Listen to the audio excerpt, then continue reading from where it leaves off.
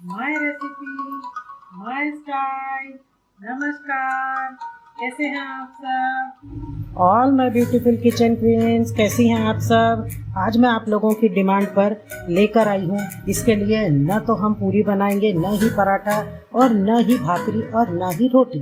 तो कैसे खाएंगे? देखते रहिए पूरी रेसिपी को, तभी आप जान सकेंगे कि इसको हमें कैसे खाना है। चलिए फिर देर किस बात की, आज की हम ये मिक्स सब्जी शुरू करते हैं।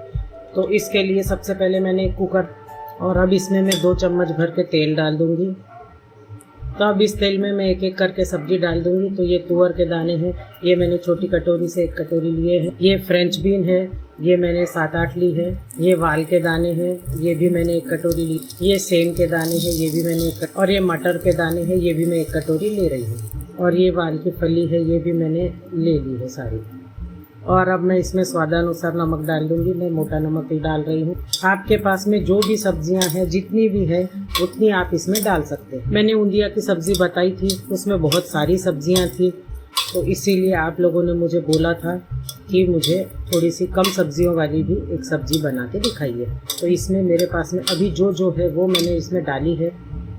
बनाते समय आपके पास में भी जो भी सब्जियां जितनी भी अवेलेबल है, चौलाई की फली, सेम की फली, गवार की फली, जो भी अवेलेबल है, जितनी भी है उतनी डाल दीजिए।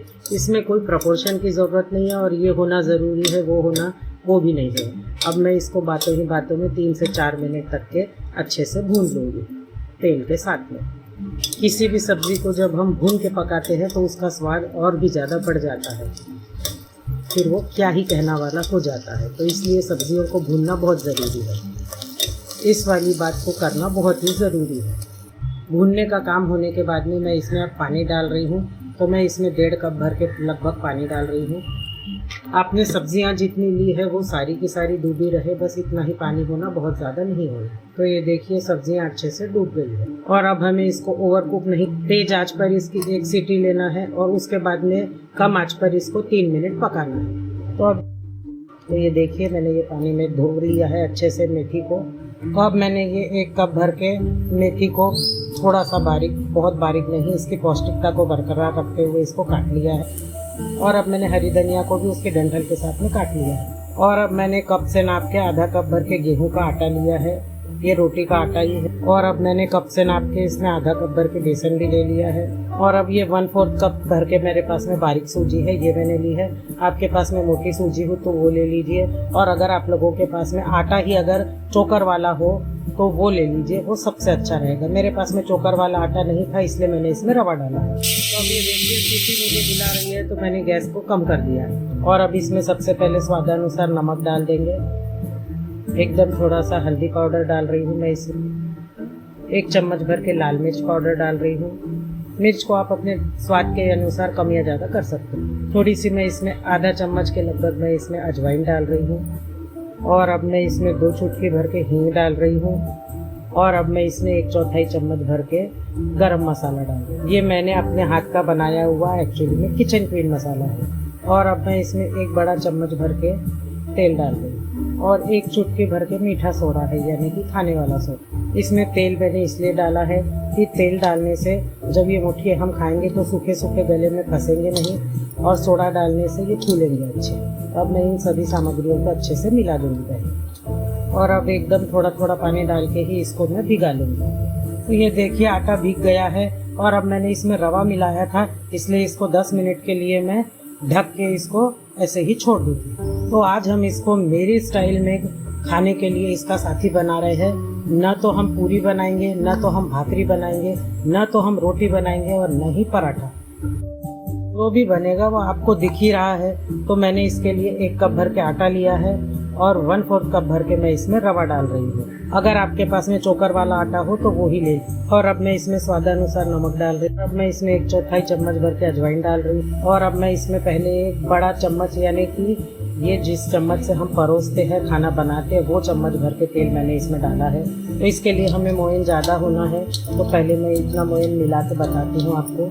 ये देखिए अभी मुट्ठी बन तो रही है पर टूट रही। तो अब मैं ये वाले चम्मच से 1 चम्मच भर के, यानी कि जो हमारे घर में टेबल स्पून होता है जिससे हम खाना खाते हैं, उसमें बड़ा वाला चम्मच, वो चम्मच से 4 चम्मच भर के तेल मैंने इसमें डाल दिया। अब ये देखिए इसकी मुट्ठी अच्छे से बन रही है, मतलब कि मोयन बराबर हो गया है। अब इसके आटे को हमें एकदम कड़क भिगाना है, बिल्कुल भी नरम नहीं करना है। तो अब मैं इसमें बहुत ही थोड़ा थोड़ा करके पानी डालूंगी और इसका एकदम कड़क आटा भिगा लूँगी। तो ये देखिए बाटी के लिए हम जैसा कड़क भिगाते हैं वैसा ही कड़क आटा मैंने भिगा दिया। तो मैंने इसमें रवा डाला है, इसलिए अब मैं इसको ढक के 10-15 मिनट के लिए छोड़ दूँगी और तब तक यह आटा भीग गया है तो इसके मैं मुठिया बना लूँगी। ये मेरी आधी शूटिंग हुई है और मेरी चौके के बगल की ही दीवार के बगल में जेसीबी चल रही है, तो प्लीज़ इसको अवॉइड करिए, इसका मैं कुछ भी नहीं कर सकती। अब ये मुठिया मैंने बना लिए हैं, तो अब इसको मीडियम आंच पर मैं तल लूँगी। तो ये देखिए मैंने ये सारे के सारे मुठिया इसमें डाल दिए हैं। अब पहले मैं इसको 2 से 3 मिनट हिलाऊंगी नहीं, उसके बाद में ही इसको हिलाना है। तो ये देखिए इसको 2-3 मिनट हो गए हैं। अब इसको हल्के हाथों से इसको घुमाते हुए इसको चारों तरफ से अच्छे से पका लेना है। तो ये देखिए ये मुठिया फूल रहे हैं, तो ये अंदर से एकदम नरम और बाहर से कुरकुरे, बहुत ही खस्ता बनने वाले हैं। इसको हमें मध्यम आंच पर ही पकने देना है, इसकी हमें आंच को तेज नहीं रखना है, नहीं तो ये अंदर से कच्चे रह जाएंगे। तो चलिए अब इससे क्या बनाने वाली हूँ मैं ये भी देख लेते हैं। तो इसकी मैं पहले लोई तोड़ लूँगी छोटी छोटी। तो ये देखिए मैंने लोई तोड़ ली है, तो अब मैं इसकी छोटी छोटी सी लोई पहले बना लूँगी। उसके बाद में इसको बीच में से ऐसा अंगूठे से दोनों तरफ से दबा के ऐसे इसका डोनट जैसा आकार दे दूँगी। ये देखिए इसको मैं डोनट का शेप दे रही हूँ। ये देखिए इसको दोनों तरफ से हमें अच्छे से दबा लेना है। तो ये देखिए ऐसे ही मैं सारे के सारे डोनट बना लूँगी। तो अब ये देखिए इसका रंग अब सुनहरा हो गया है, तो अब ये सुनहरे भूरे हो गए हैं, मतलब ये पक गए हैं। तो अब मैं इसको निकाल लूँगी। तो ये देखिए अब मैंने ये सारे डोनट बना लिए हैं। देखिए ये मुट्ठियों में ऐसे क्रैक्स आए हैं, मतलब ये सही तरीके से पक गए हैं। ये तेल अभी गर्म ही है, इसी तेल में मैं एकदम कम आंच पर ये सारे के सारे डोनट भी तल लूँगी। तो ये देखिए मैंने ये सारे डोनट भी डाल दिए हैं। इसको पकने में थोड़ा टाइम ज़्यादा लगेगा, तभी ये अंदर तक अच्छे से पकेंगे। इसको लगभग 12 से 15 मिनट एकदम कम आंच पर पकाना पड़ेगा और 2-2 मिनट 3-3 मिनट के बाद में इसको अलटते पलटते जाना है, तब ये सब तरफ से अच्छे से पक जाएंगे। तो अभी ये डोनट पक रहे हैं, तब तक के सब्जी में डालने के लिए एक पेस्ट बना रही हूँ। तो ये मैंने इसमें 3 मिर्ची ली है। मिर्ची आप अपने हिसाब से कम या ज़्यादा कर सकते हो। तो सबसे पहले मैंने ये मिर्चियों को काट के इसमें डाल, और अब ये थोड़ा सा अदरक और लहसुन है, इसको भी मैं इसमें डाल दूँगी। और अब ये हरी धनिया की डंडियाँ हैं और साथ में ये हरा धनिया है, इसको भी मैं इसमें डाल। अब इसको बिना पानी के सूखा ही पीस लूँगी। तो अब ये मैंने एक हरा पेस्ट बना लिया है, थोड़ा दरदरा सा ये पीस लिया है। तो ये देखिए ये अब अच्छे से सुनहरा हो गया है, तो अब ये पक गया है। अब मैं इसको निकाल लूँगी। तो अब इसको बिना धोए इसी में मैं 4 प्याज मैंने ले लिए मीडियम साइज़ के, इसको भी मैं पीस लूँगी। तो अब ये डोनट भी सारे बन गए और अब इसी गरम तेल में मैं ये आलूओं को भी तल लूँगी। या वैसे आप इसको बिना तले भी डाल सकते हैं, इसको डायरेक्ट पका सकते हैं, पर तलने से इसका स्वाद और भी अच्छा हो जाता है, इसलिए मैं इसको तल रही हूँ। इसको मैं तेज़ आंच पर हिलाते हुए तल रही हूँ। ये मैंने मीडियम वाले 4 आलू लिए हैं। तो अब देखिए इसको पकाते हुए मुझे 4 मिनट हो गए हैं और ये देखिए अब ये ऊपर से पकना शुरू हो गए हैं। तो अब मैं इसको निकाल लूँगी। और अब ये मैंने बैंगन लिए हैं, इसको भी आलू जैसा ही काट लिया है, तो इसको भी अब मैं इसमें तल लूँगी। ये बैंगन भी मैंने 4 ही लिए हैं। बैंगन को पकने में टाइम कम लगता है, इसे बस 3 से 4 मिनट ही पकाऊंगी मैं, तेज आंच पर ही इसको तलना है। ये देखिए 3 मिनट हो गए हैं इसको पकते हुए और इसका रंग भी बदलने लगा है। तो बस अब मैं इसको निकाल लूँगी। और अब मैंने कढ़ाई को बदल दिया है और वही वाला गरम तेल मैंने इसमें डाल दिया है। तो इसमें ये छोटे छोटे 2 तेजपान डाल, ये 4 काली मिर्च और 2 लौंग ले, इसको भी मैंने कूट लिया है, ये भी मैं इसमें डाल रही हूँ। और अब ये थोड़ा सुपड़ा भी मैं इसमें डाल रही हूँ। और अब सबसे पहले मैंने ये जो हरा वाला पेस्ट बनाया था इसको इसमें डाल दूँगी। पेस्ट को डालते ही इसकी क्या कहना वाली खुशबू आ रही है, क्योंकि इसमें बाकी के खड़े गरम मसाले मैंने अभी ताजे ही कूटे हैं और इसमें अदरक, लहसुन, हरी धनिया, तो इस सब से इसकी खुशबू बहुत ही सौंधी सौंधी और बहुत ही अच्छी आ रही है। पूरा घर महक गया है इसकी खुशबू से। तो अब इसको भी मैं पहले 1 मिनट तक के भून लूँगी। अब ये देखिए ये भुन गया है, इसमें से तेल अलग हो गया है। तो अब ये जो मैंने प्याज पीसा था ये भी मैं इसमें डाल दूंगी और अब इस प्याज को भी इस हरे मसाले के साथ में भून लूँगी। और अब ये प्याज जल्दी से पक जाए इसलिए मैं इसमें नमक डाल रही हूँ स्वादानुसार।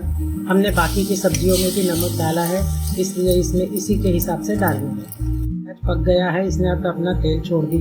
तो अब मैंने ये 4 टमाटर पीस लिए थे ये भी मैं इसमें डाल दूँगी और अब मैं इस टमाटर को भी प्याज के साथ में पका लूँगी, मतलब कि भून लूँगी। पर इस टमाटर को अकेले नहीं भूनूँगी।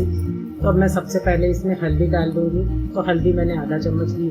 अब मैं इसमें लाल मिर्च पाउडर डाल रही हूँ 1 चम्मच और अब मैं इसमें धनिया पाउडर डाल रही हूँ 1 चम्मच। अब मैं इस सारे मसालों को भी इस टमाटर के साथ में ही भूनूंगी। जब ये मसाले टमाटर के साथ में भूनते हैं तो इसका क्या ही कहना वाली खुशबू और स्वाद आ जाता है। और वैसे तो छौंक नहीं डालना थी पर मैं भूल गई थी तो मैं ये 2 चुटकी भर के हींग डाल रही हूँ। और अब ये घर पर बनाया हुआ मेरे हाथ का बनाया हुआ ये पाव भाजी मसाला है, इसको भी मैं डाल रही हूँ। तो आप पाव भाजी मसाला डाल सकते हैं, किचन क्वीन, किचन किंग या गरम मसाला जो भी आपके पास में हो आप डालना चाहें वो आप डाल सकते हैं। और अब ये जिस मिक्सी के बर्तन में मैंने ये टमाटर पीसा था इसमें भी मैंने थोड़ा सा पानी डाल दिया है। तो थोड़ा सा पानी भी मैं इसमें डाल दूँगी और अब मैं इसको पका लूँगी। और अब मैंने इसमें थोड़ी सी ताज़ी हरी मेथी की भाजी को भी इसमें काट के डाल दिया है और अब मैंने ये हरे धनिया को भी काट के इसमें डाल दिया है। अब ये भीनी भीनी जो महक घर भर में भरी हुई थी वो अब और भी ज़्यादा सौंधी सौंधी महक बन गई है। क्या ही कहना, इसमें मेथी और धनिया की महक भी अब मिल गई है। और अब इसमें अच्छा सा रंग आ जाए इसलिए ये मैंने कश्मीरी लाल मिर्च ली है, इससे बहुत ही अच्छा चटाकेदार रंग आ जाएगा इस सब्जी में और तीखापन नहीं होता है इस मिर्ची में। तो अब ये देखिए ये साइडों से इसका तेल छूट रहा है। तो अब ये टमाटर भी पक। मैं सबसे पहले कुकर में से सारी सब्जियां इसमें डाल और अब मैं ये सारे आलू भी इसमें डाल दूंगी और अब मैं ये बैंगन भी इसमें डाल दूंगी और अब इन सारी सब्जियों को इस मसालों के साथ में पहले अच्छे से 2 से 3 मिनट भूनते हुए पका लूँगी। ये करना बहुत ज़रूरी है, इससे इस सब्जी का स्वाद और भी ज़्यादा बढ़ जाएगा। जब ये सब्जी अपने मसालों के साथ में पकेगी तो ये और भी ज़्यादा स्वादिष्ट हो जाएगी। अब देखिए अब 3 से 4 मिनट हो गए हैं ये सब्जी और मसाला साथ में पकते ही। अब मैं इसमें थोड़ा सा पानी डाल दूँगी और ये मुठियों को ऊपर ही ऊपर मैं रखूँगी, अभी दबाऊँगी नहीं इसको। और ये 4 मुठियों को मैं हाथ से अच्छे से चूर के भी इसमें मिला दूँगी। तो अभी ये मुठियों को मैंने चूर के भी डाल दिया है और ये बाकी के मुठियाँ मैंने ऊपर ही रहने दिए हैं। तो अब मैं इसको ढक के कम से कम 7 से 8 मिनट के लिए एकदम कम आंच पर पकने दूँगी। तो अब ये देखिए अब 7 मिनट हो गए हैं इसको पकते हुए। तो ये देखिए अब ये सब्ज़ी कितने अच्छे से पक गई है और जैसे जैसे ये ठंडी होती जाएगी वैसे वैसे ये और भी ज़्यादा गाढ़ी होती जाएगी। तो बस अब मैं इसके गैस को बंद कर रही हूँ। तो ये आज की रेसिपी मैंने स्पेशली आप लोगों की डिमांड पर ही बनाई है। तो ये मेरी डोनट, इसको हमें डोनट के साथ में ही खाना है, इसको पूरी पराठे किसी की भी ज़रूरत नहीं। क्या कहा आपने, कैसे खाना है? 1 मिनट रुकिए। तो ये देखिए मैंने ये डोनट को तोड़ लिया है। तो ऐसे ही पहले इस डोनट को हमें तोड़ लेना। तो ये लीजिए ये मुठिया के ऊपर अब मैंने ये सब्जी को भी डाल दिया है। तो बस तो ये डोनट जो मैंने तोड़े थे उसके ऊपर ये मैंने ये मुठिया के साथ में ये सब्जी को डाल दिया है। तो ऐसे ही डोनट के साथ में इस मुठी का एंजॉय करिए। और अगर आप लोगों को मेरी ये रेसिपी पसंद आए तो मेरे चैनल को लाइक, शेयर, सब्सक्राइब ज़रूर से ज़रूर कीजिए, ज़्यादा से ज़्यादा कीजिए और देखते रहिए और बने रहिए। माँ की रसोई, दिल से स्वदेश।